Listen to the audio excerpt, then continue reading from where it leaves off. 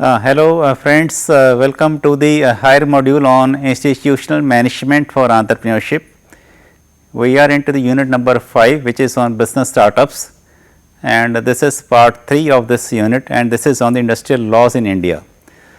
We shall be covering the industrial laws in 4 different videos, because we have around 7 laws to be discussed, and this is the very first video in this industrial laws. The contents of my presentation, there is a brief introduction, then the objectives of industrial laws, then we shall be discussing 2 laws in this specific video. The first is the Factories Act 1948 and the second is the Shop and Establishment Act 1953.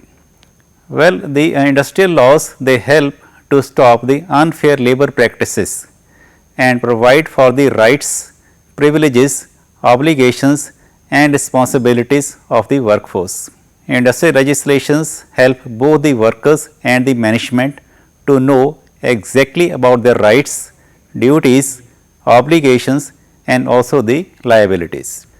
Now, regarding the objectives of the industrial laws, the first objective is to safeguard the workers against the exploitation, then to maintain good relationships between the employees and the employers, then to provide and improve the welfare and amenities to the workers, and to settle industrial disputes if any.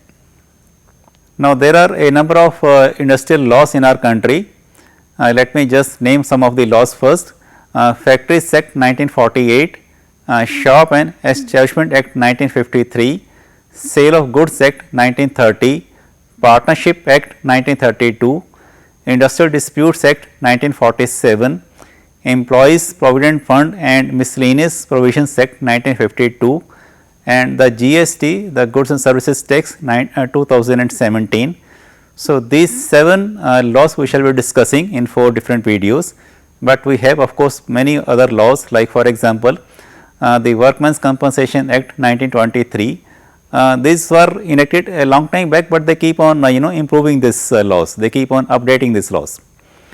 Then we have the Payment of Gratuity Act 1972, Minimum Wages Act 1948, Employees State Insurance Act 1948, Maternity Benefit Act 1961, Sexual Harassment of Women Employees at Workplace Act 2013, the Bonus Act 1975 and the Trade Unions Act 1926.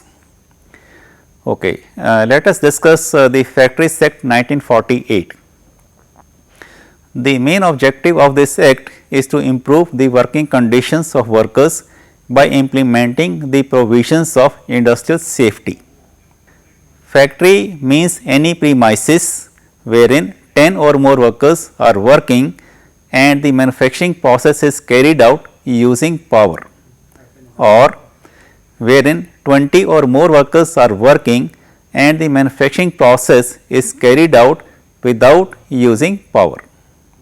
The act covers the health, welfare, safety, working hours, annual leaves with wages and employment of women and the children. Periodically, the Chief Inspector of Factories and his staff have to approve the safety measures in the plant, including proper ventilation for the fumes, gases, protective equipment for eyes and ears wherever necessary. As per this act, a maximum work day of 8 hours is prescribed for the adults and 5 hours for the children. A work week of 48 hours, that means like 6 days in a week, is also prescribed. A weekly holiday is also specified. There is eligibility for annual leave with pay after 240 days of employment. The act also gives measures regarding safeguarding the health of the workers, so that the conditions at the workplace do not affect them adversely. It deals with the cleanliness, waste disposal, proper drainage, pollution measures, adequate lighting, proper ventilation, temperature, drinking water facilities, latrines, spittoons, etc. The act also refers to the general welfare measures like washing, drying facilities, restrooms, first aid appliances, canteens, lunch rooms, creches, etc. certain facilities are to be given based on the number of employees or the size of the establishment. Like for example, if we have 250 or more workers, then a canteen facility has got to be provided. There will be a creche provision for 50 or more women workers employed. For 500 or more workers, a qualified doctor and staff and ambulance is to be provided. There is a statutory provision for a labor officer in an establishment with 500 or more workers. The Act provides only for the minimum requirement of the welfare. The progressive employers who are realizing the importance of welfare activities go a step ahead in providing the facilities over and above the mandatory obligations. This helps to promote good industrial relations. Now, let us discuss the second act, which is the Shop and Establishment Act 1953. This act is enacted by every state in the country, that is India. It is one of the important regulations to which most businesses in India are subject to. The act is designed to regulate the payment of wages, hours of work, leave, holiday, terms of service and other work conditions of the people employed in the shops and commercial establishments. This act is regulated by the Department of Labour and regulates the premises wherein any trade, business or profession is carried out.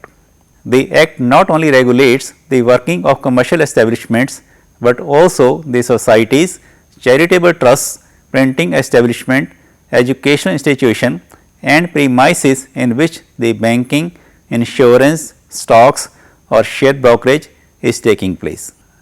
This act is promulgated by the state governments and may slightly differ from state to state. Shops are defined as the premises where the goods are sold either by retail or wholesale or where services are rendered to the customers and includes an office, a storeroom, a godown, warehouse or workhouse or a workplace. Establishments are defined as a shop, a commercial establishment, residential hotels, restaurants, eating houses, theatres or other places of public amusement or entertainment. Further, establishments may also include such other establishments as defined by the government by notification in the official gazette. However, the factories are not covered. Some of the key areas regulated by the Shop and Establishment Act include like hours of work, interval for rest and meals, prohibition of employment for children, employment of young persons or women, opening and closing hours, close days, weekly holidays, wages for the holidays, time and conditions of payment of wages, reduction from the wages, leave policy, dismissal, cleanliness, lighting and ventilation, precautions against fire, accidents, record keeping. So, this is all about this two legal acts, and in case you want to refer to more details, please refer to the e-content of this specific module.